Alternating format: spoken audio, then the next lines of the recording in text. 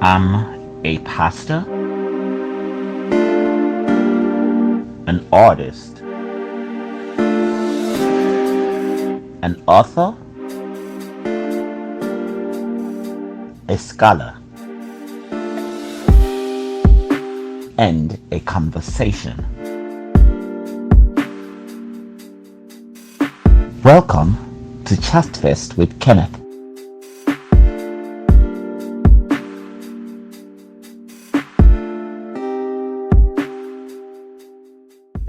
Hello, and welcome to another episode of ChatFest with Kenneth. And today my guest is Sobere. But before I go into introducing him, I'm sure y'all can see that I'm in my car. Yes, this is an impromptu interview that we are doing because the earlier interview we did, there are some technicalities that happened. So we just got to start all over while we're doing our 9 to 5.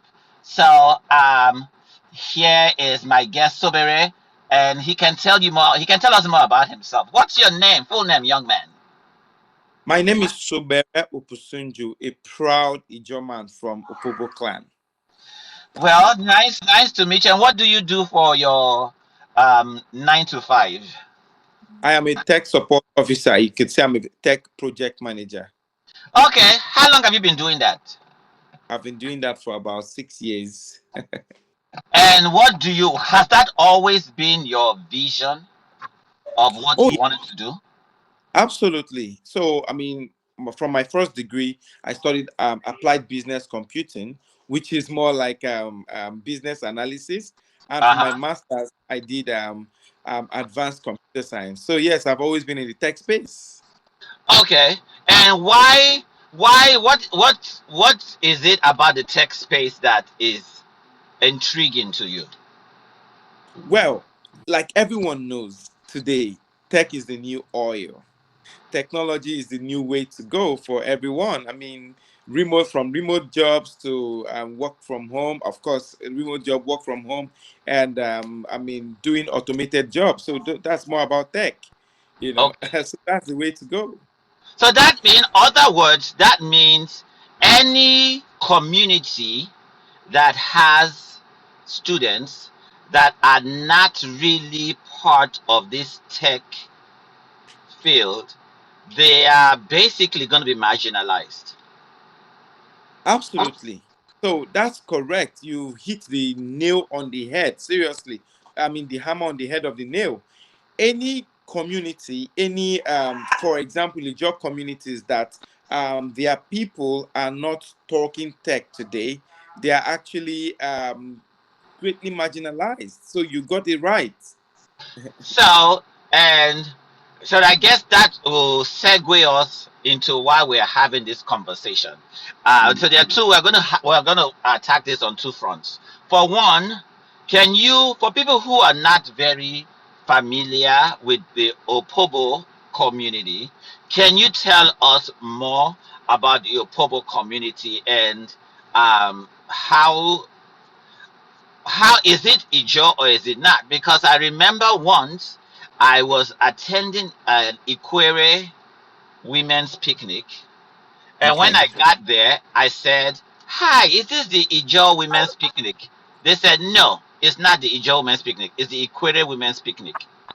I was so confused. I was like, "Is Ikwere not Ijo? How are they separating themselves from Ikwere?" And then I've heard similar things about Opobo too. I'm like, Opobo, is it not Ijo? Then why do some people want to separate themselves? So can you touch on that and touch on your passion for the Opobo community? Thank you very much. First of all, the Equaries are not Ijos. They The are not. Equaries are unique. They are wonderful ethnic nationality. They are one of the largest ethnic nationalities of River State. On Okay. the other hand, Opobo is um is is an indigenous Ibani clan, okay, that are Ijos. They are part of the Ijo national ethnic nationality. We have great people from, of course, Opobo. When King Jaja founded Opobo many years ago, after getting off from Boni and setting up his place close to Andoni, Our roots are actually from the Bonny area. So our roots are from Bonny. So we are Ijos. So anyone who says Opobo is not Ijo, or Opobo is not very just like saying the Israelites are not Jews. You get Okay. that? Yeah. So Opobo is of the Ijo ethnic nationality because Okay. came out from we came out from we came out from we came out from Boni, and Boni, of course, is so Opobo is one of the Ijo clans of Okay. River State. So what language did they speak? Ijo dialect? So we speak a dialect called the Ibani dialect, which is what is spoken in which the Boni people and the Opobo people speak. You know, Is it similar to Ijo or is it similar to Igbo? oh, it's similar to Ijo. My name is Okay. Sobere. Sobere is an Ijo name. Okay, Okay. it's an Ibani Ijo name. So just like in Delta states, there are numerous Ijo communities that are speaking languages that are not directly Ijo. Ijo. Just like the Igbos. Igbo is a big tribe, and there are Uh-huh. communities in the Igbo ethnic nationality that do not speak the exact Igbo language. And I think Ijo is kind of different because Ijo is, I think, is the only tribe in Nigeria that extends probably 5 states or more, That's and correct. I know that we and have it on the and states. exactly, and of course they are going to be influenced by the majority tribe that is in that state. Elements of their language will filter into that Ijo. So like the That's correct. Ijos in the Yoruba land in Edo, they are not Mm, going to be like the Ijos in Akwa Ibom. that's correct. And I understand there are even Ijos outside of Nigeria, Oh on yeah, the that are bordering on, because Ijos are on the River Nile, on the Delta region. So even the that's Delta region of Togo and Benin Republic, there are Ijos filtering there. And Ijos have been, there are elements of Ijo language that have been found in tribes, in indigenous people in Jamaica and Brazil. that's And correct. so it's like, wow. And of course, the Ijaws are the fourth largest tribe in Nigeria. But the only thing that seems to make us not as cohesive as we are is what constitutes Ijaw. Like some people say Nembe is Ijaw, some people say Nembe is not Ijaw. Some people say Ikwere is Ijaw, some people say Ikwere is not Ijaw. And but anyhow, let's so how did you're very passionate about your people. Is this because are you politically inclined? Well, the reason I'm very passionate about my people, like I said in the previous interview, many years The ago, previous interview that we had to delete and start all over. yeah, many years ago, I traveled to Asia, precisely Malaysia, and there I met a lot of Yorubas, I met a lot of Igbos, I met a lot of Hausas. They usually identified with their people. As an Opobo man, I had no identification, and that really hurt me. So I started looking for how to aggregate our people wherever they were. So then Facebook had just been created. A lot of people Okay. started joining Facebook sometime in 2007. So I Yeah. created a group called Opobians on Facebook, where I used it to do a numerous a number of things and gathered our people from all over the world. From there, it metamorphosized into what we today have as Save Opobo Foundation. Okay. So, personally, Congratulations. thank you very much. Which is registered right now in Nigeria. So I have a lot of passion for our people. I've left Malaysia and I've gone back home to talk about seashore protection for our people. I've Okay. left Malaysia and I've gone back home to talk about education. So Uh-huh. wherever I am in the world, I usually love to go back to talk about the issues pressing, especially environmental, education, women's health, things that Yes. affect our people. So these are some of the reasons that I have passion for our people. I just love Opobo. Okay, as you should, because that's your roots. Now, what would you Right. say? is the challenging thing with with the youths of Ijaw youths.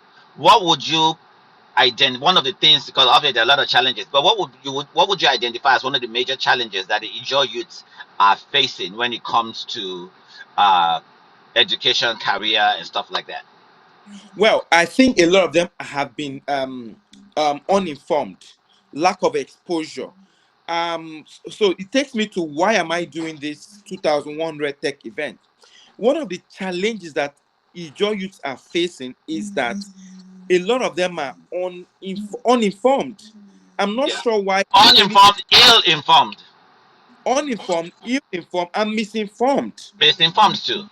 Right. So again, a lot of them are also indoctrinated, Yeah. indoctrinated into the wrong things.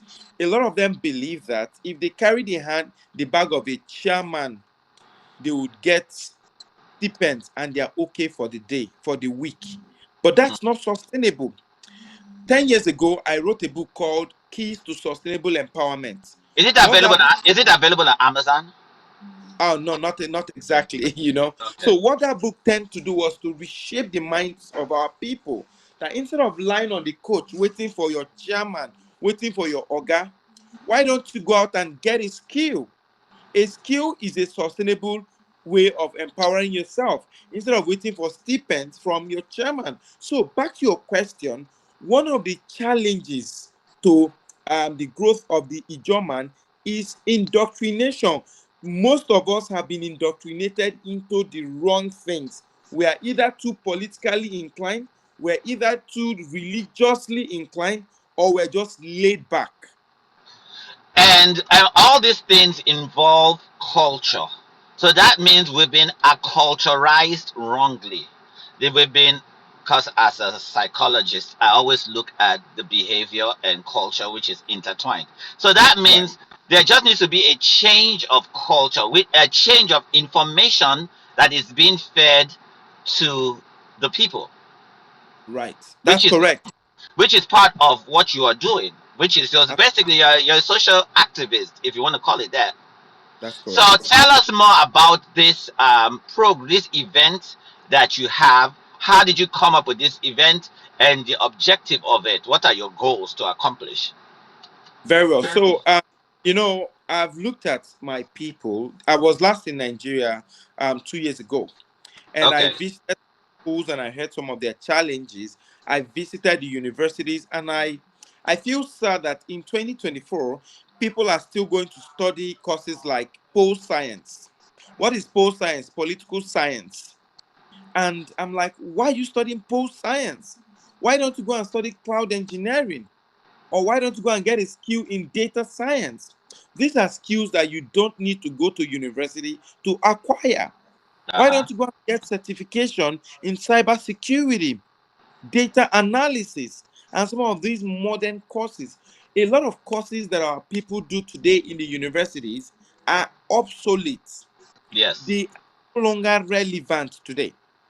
Therefore, rather than going to the university to spend 4 years just to answer a graduate, you can use half of that money or get support And from half of that time. community, or half of that time, bless you, and go acquire skills. So I thought of starting an advocacy since I'm into tech for our people to do what? To become more tech aware. So I thought if the Igbos are known to be business people, because today, if you call an Igbo man, they say, oh, he's a businessman. I Hmm. want that in 5 years, in 3 years, if you call an Opobian, okay, they will say this Opobian or Opobians are what? Are tech enthusiasts. You can go to Opobo and you can get at least 1,000 technology experts, tech entrepreneurs. So I thought of coming up with an ambitious number, 2,100 tech software developers and tech entrepreneurs. So the vision is that in 5 years we can at least train over 2,000 software developers, Okay. over and other tech entrepreneurs, Uh-huh. that these guys can stay back in Opobo and do remote jobs in the US. And They be can earning save up foreign currency at home. and get forex. So this is the reason. This is the reason I came up with this. What is the mission? One of the missions is I started a competition for secondary school students in Opobo and university students in River State for Okay. them to do code challenges that the winners will be given laptops and cash prizes, all from my pocket.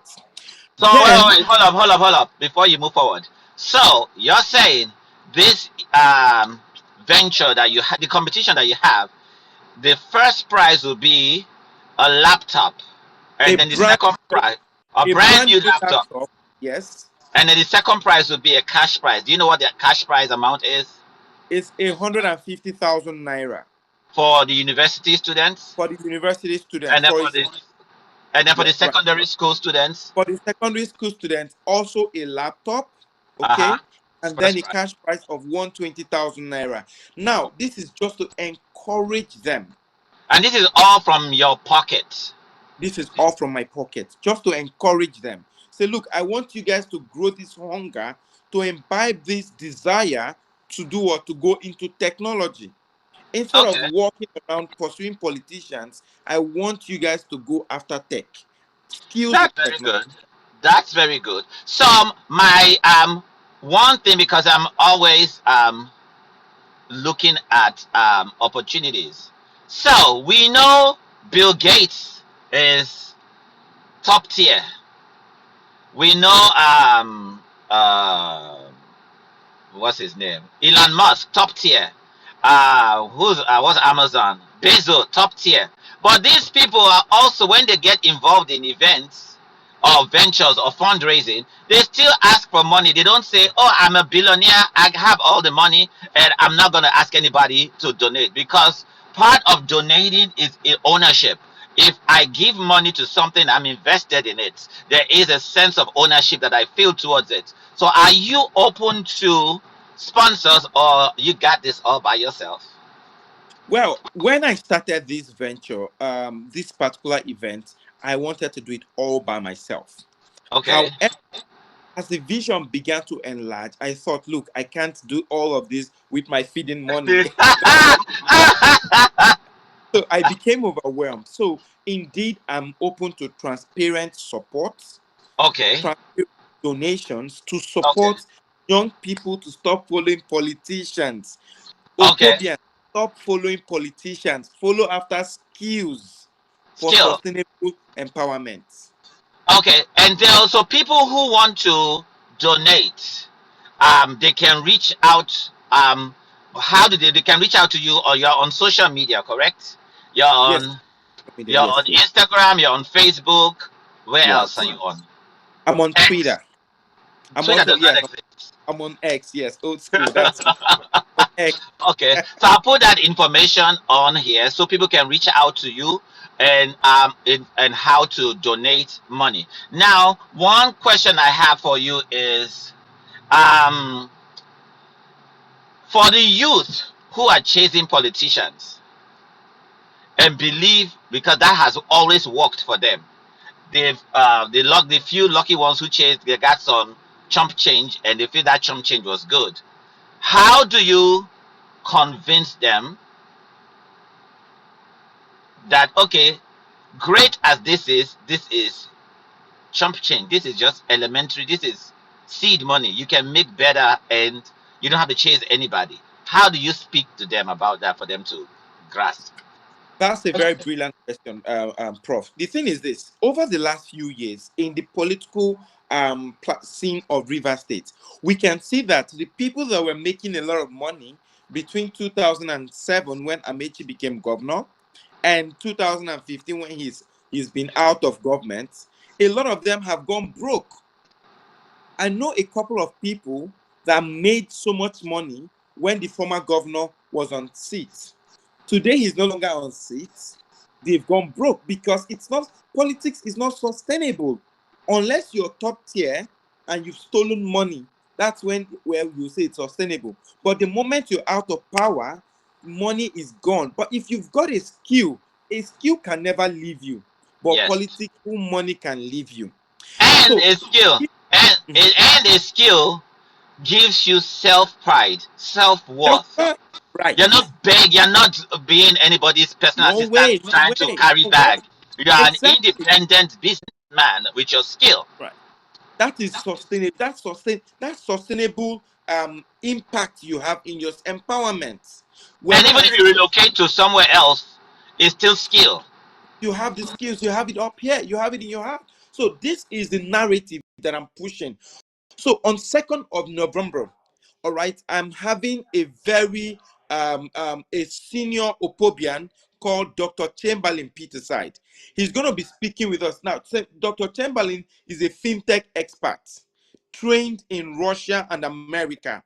He will be at Hotel Presidential during the main event to talk to Opobians and say, look, these are some of the reasons why Opobo needs to become the tech hub of Rivers State and by extension Nigeria.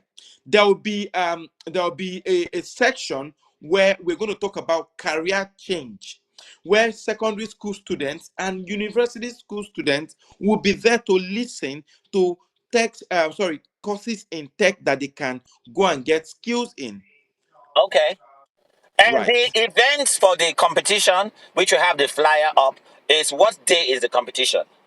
The competition is on Saturday, 12th of October 2024, and it's by 12 p.m. and it's online on a Okay. platform called Kahoot.ai.